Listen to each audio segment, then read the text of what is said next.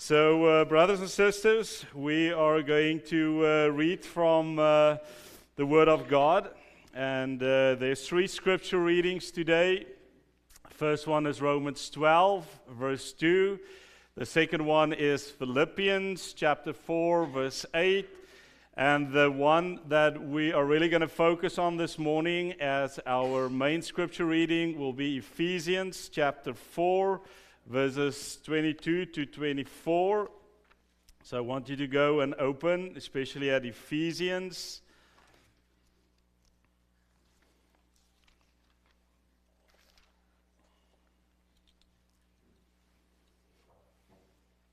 Ephesians chapter 4.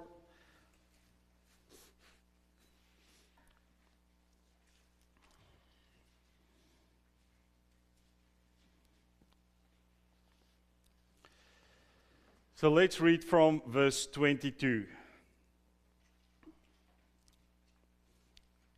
You were taught with regard to your former way of life, to put off your old self, which is being corrupted by its deceitful desires, to be made new in the attitude of your minds. And listen to this. And to put on the new self, created to be like God in true righteousness and holiness.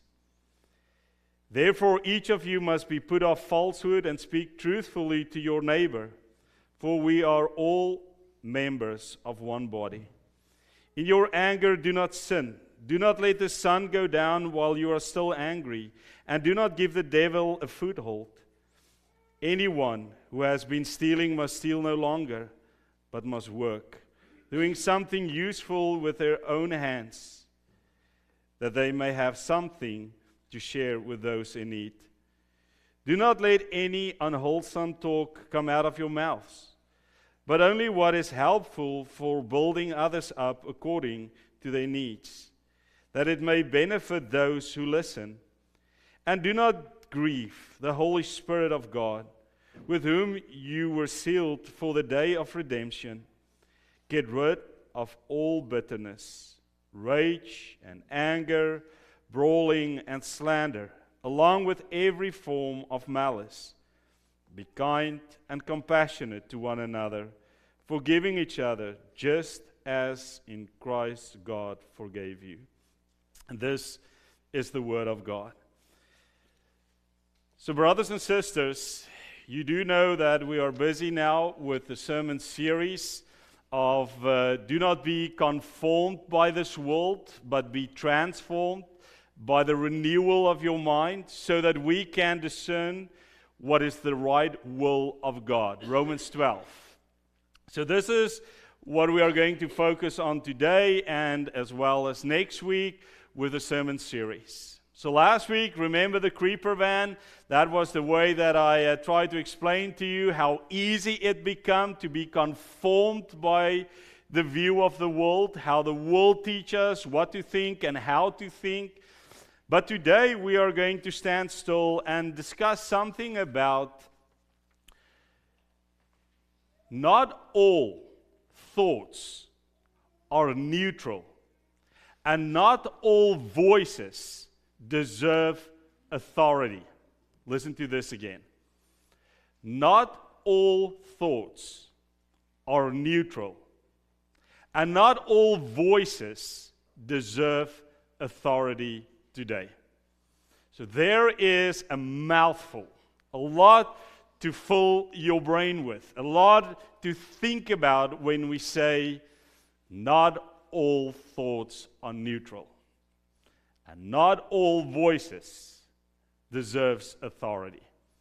So when we come to today's word, we realize that Paul is teaching us that the renewal of the mind is so important in the transformation process.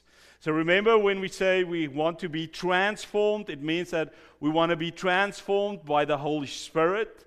We want to be transformed by the Word of God. That is the one and only voice that we listen to shape our minds, our thoughts in life. And to the end of the day, there have to come something out of this renewal. And what is it that we need to strive to? So that when we renew our minds, listen to what Romans 12 is teaching us, so that we can discern what is the good will of God. That is the end result of transformation, so that we can discern what is the will of God. So remember, us as Christians, we look at each other, we say, Lord, whenever we make decisions in life, we want to use your will. We want to make those decisions and live our lives according to your will. So here's the thing. If we do not know what is the Word of God saying, how can we make the correct decision in life? So that is why we have to understand. If there is no renewal of the mind, what will eventually happen? Eventually what will happen is that the world will shape your mindset. You will be conformed to the world. So if you do not work on renewal of the mind, constantly digging into the Word of God, asking the Holy Spirit to transform you, if you don't do that, the world will teach you what to think and what to do. Remember, there was a time that I told you, if you do not teach your children what the Bible is teaching us, the world will teach them. They will be conformed by the world. So here is the thing about not all thoughts are neutral. So you remember, each one of us love to have our own opinion. That's the truth. I like to share my opinion, and I want you to listen to that opinion. You have your opinion, and you want me to listen to that opinion. We want other people to listen to our voices, to our opinions, what I am thinking. And there's nothing wrong with that. We teach our kids to stand up and share what you think, what is your opinion, have a voice. That's what we try to teach them. That's what we want to become in life, people with a voice. But we know that we all have different agendas. You know that. My agenda, what I want out of this conversation, what I want out of this opinion. I have my agenda. If you look at the political world, there is a lot of different agendas. If you look to the social world that we live in, a lot of different agendas. People have their voice. People have their freedom to say something. But what is the agenda? Does that thought have biblical foundation?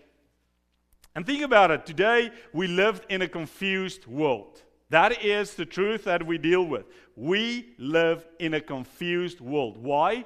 There is so different kinds of voices. So many different voices.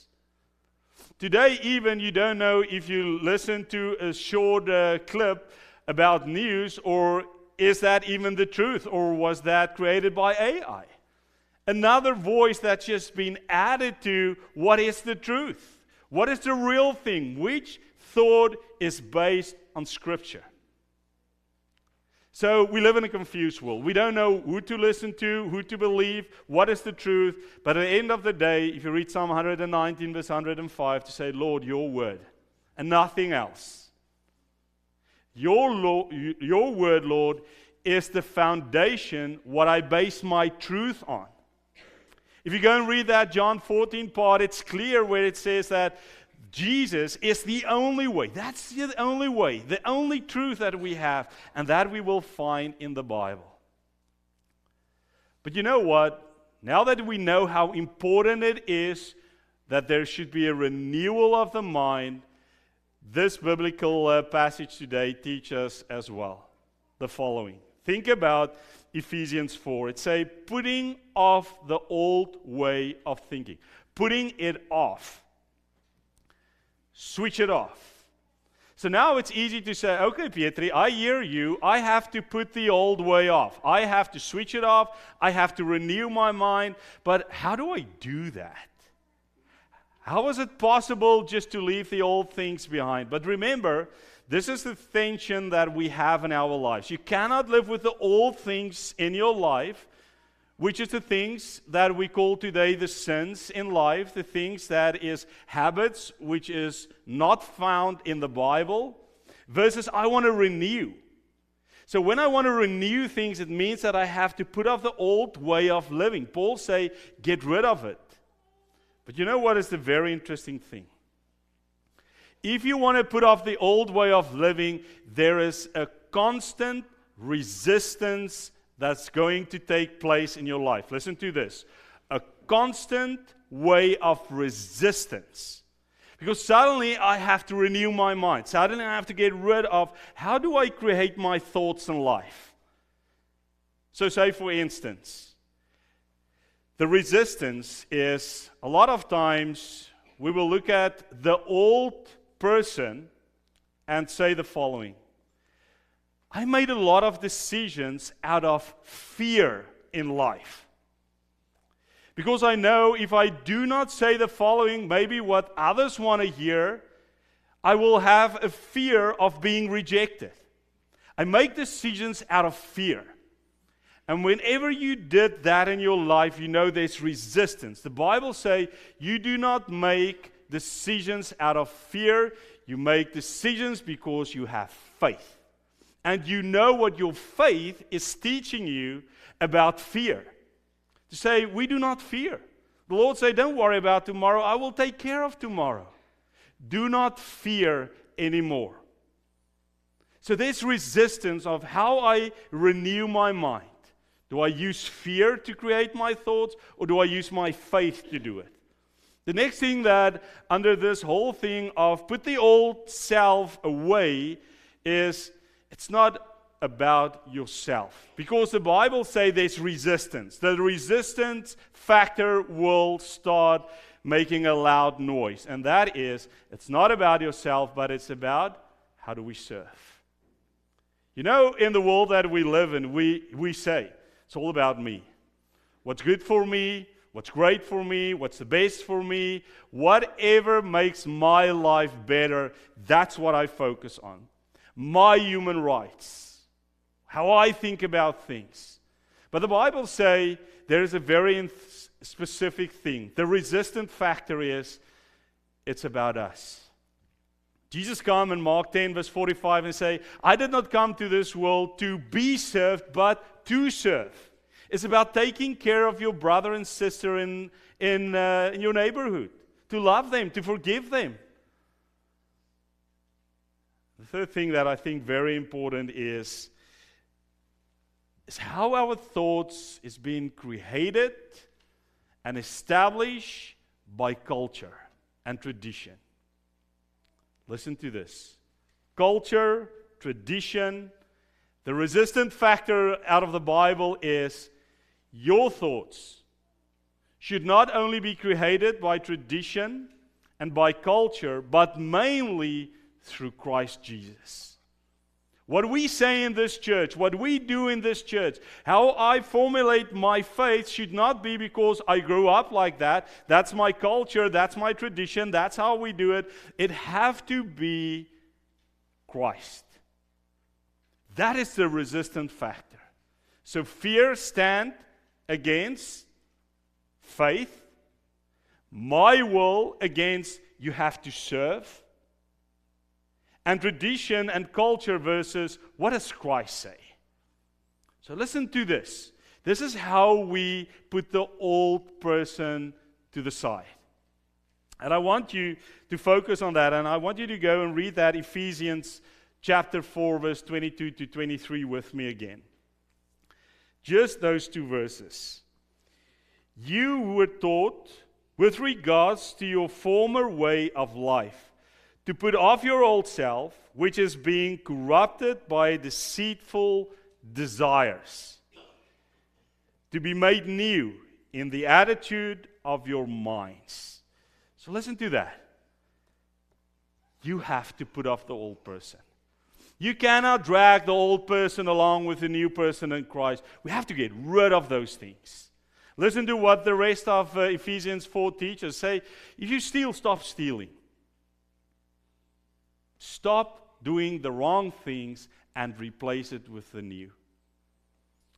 When we get to the end of the sermon today, it's important to know that we have to focus on what is right, what is pure.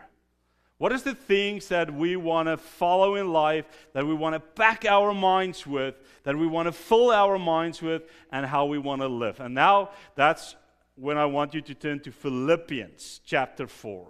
So, Philippians chapter 4, so just after Ephesians. Listen to Philippians chapter 4, verse 8.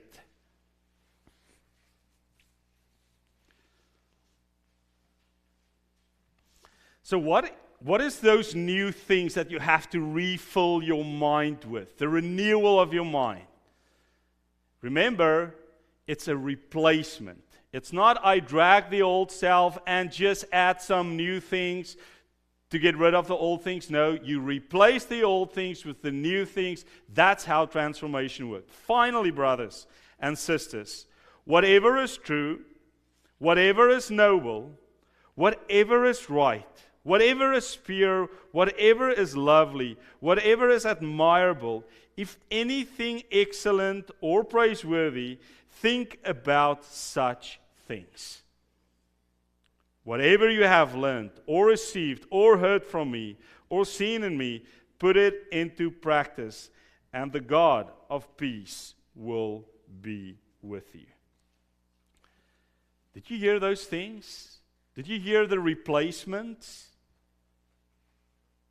Whatever is good, whatever is praiseworthy, do those things. Renew your mind, because we live in a confused world which will not teach you those things.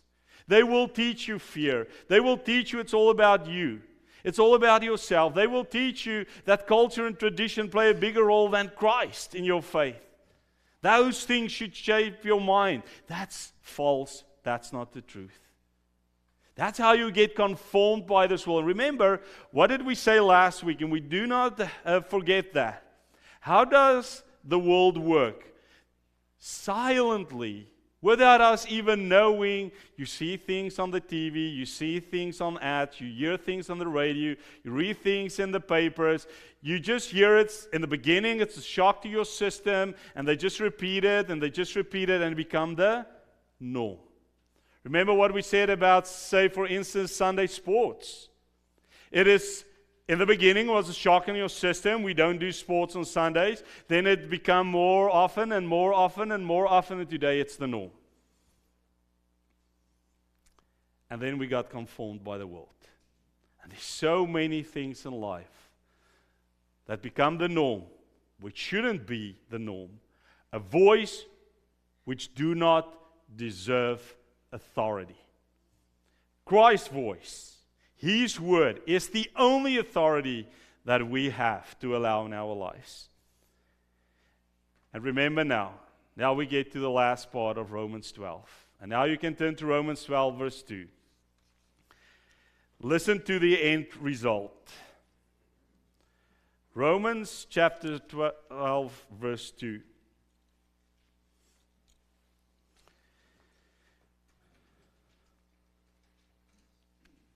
Do not conform to the pattern of this world, but be transformed by the renewing of your mind. And now, why should we renew our minds? Listen to this. Then you will be able to test and approve what God's will is, His good, pleasing, and perfect will. So if you renew your mind with biblical thoughts, if you live a biblical life, the end result will be, as a parent, as a spouse, as a friend in Christ, as a brother, as a sister, I will know what's the right things to do. Praiseworthy things, good things, biblical things, lovely things. The moment that I renew my mind, I will know what the will of God is, because it's teaching us in its word. That's the end result of do not be conformed, but transformed. Because you will have to make a decision in life. And you will make that decision according to the will of God. Brothers and sisters, every year we come to the point where we say, we're going to change our lives. But it only happened for the first 2 days of the new year. But this year is a year where we're really going to focus on it, how to renew my mind. How do I think different about my marriage? How do I think different about my children? How do I think different about my parents? How do I think different about the colleague at work? How do I think different about being conformed to this world? What is those resistant factors in my faith that I'm going to use to have an authoritative voice, a faithful voice? Because if we do that, if we focus on that, you will do the will of God. His good, pleasing will. Amen.